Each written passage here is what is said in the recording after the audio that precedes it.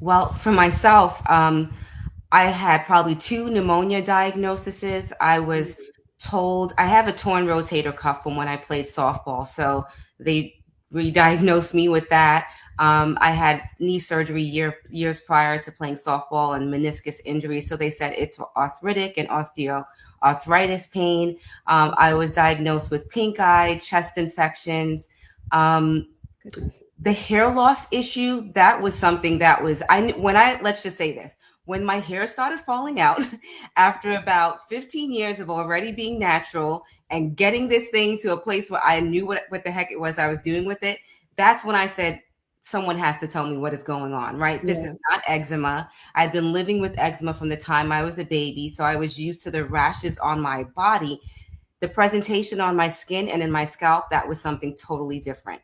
And also in my ears. So these, physical presentations, having high fevers, very, very severe migraines, losing my sight, not being able to walk, swollen joints, all of these things, as I later learned, were classic lupus symptoms that went misdiagnosed for about 2.5 years.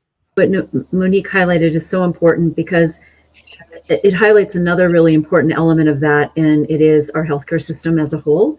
So, when Monique goes in or someone like her goes into her primary care physician, and you're, a woman of a certain age, it's like, okay, you're fatigued. Maybe you're fatigued because you have small children or because you are athletic or, whatever that may be.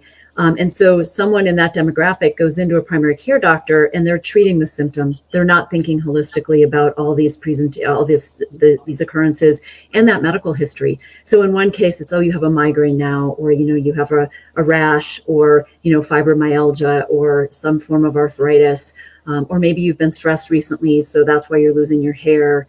And unfortunately for women as a whole, I mean, if you look at the data, women are often marginalized for their symptoms, whether they consider it a psychological issue or whether they consider it a time of life issue or whatever it may be, time of the month issue. And so, many of those things are often written off in that regard. And so I think it's seeing the patient for who they are, male, female, whatever age they are. It's recognizing and trying to really listen to the individual coming forward and hearing about all the litany of things that may have occurred. But there are some, very classic symptoms of this as well. I think the other thing that's really hard are things like fatigue, because people come in and oftentimes people are diagnosed or tested for mononucleosis. They're tested for, the flu, as Caroline mentioned, and so it really is thinking overall. Oftentimes these symptoms present so severely that individuals are going into the emergency room. And one of the things that we're hoping to work on is actually healthcare provider education in the context of the emergency room, so that ER docs are thinking, okay, this potentially could be this.